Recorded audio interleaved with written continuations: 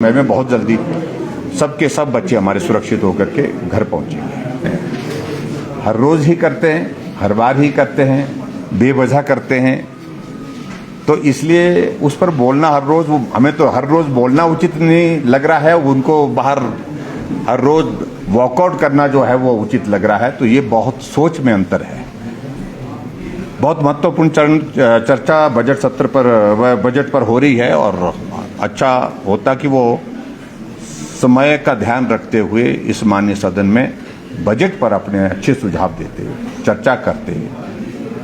हम उनसे किसी तरह की इस तरह की उम्मीद में नहीं है कि हमारे पक्ष में बोलेंगे, लेकिन सार्थक चर्चा तो हो, तथ्यों पर चर्चा तो हो।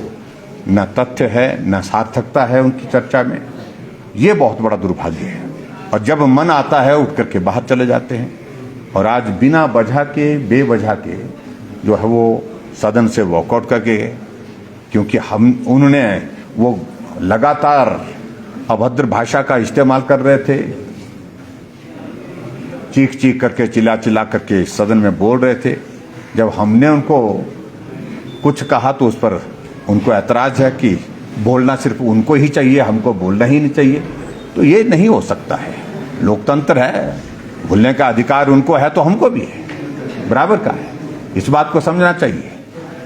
और सबसे बड़ी बात है कि कुछ लोगों का व्यवहार इस प्रकार से ये हो गया कि उनको बोलना क्या है वो महत्व का विषय नहीं, सोच करके आते हैं कि आज गालियां ही देनी है।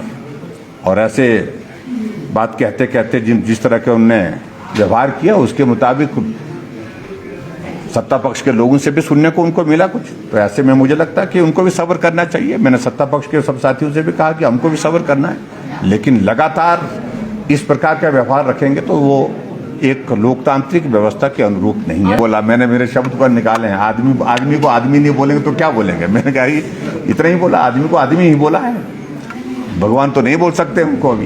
अभी उस अपने आप को मान करके बैठे हैं, वो आदमी नहीं भगवान है, ईश्वर है, ईश्वरीय रूप है, तो बात अलग है। हमने अपनी बात कही और कतई भी कोई असंसदीय भाषा का इस्तेमाल नहीं हुआ है।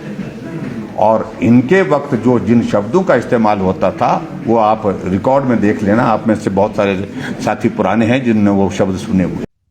The Dream Fulfilling Boarding School, Durga Public School, Solan. The school has the rare distinction of nurturing kids to national and international level in sports.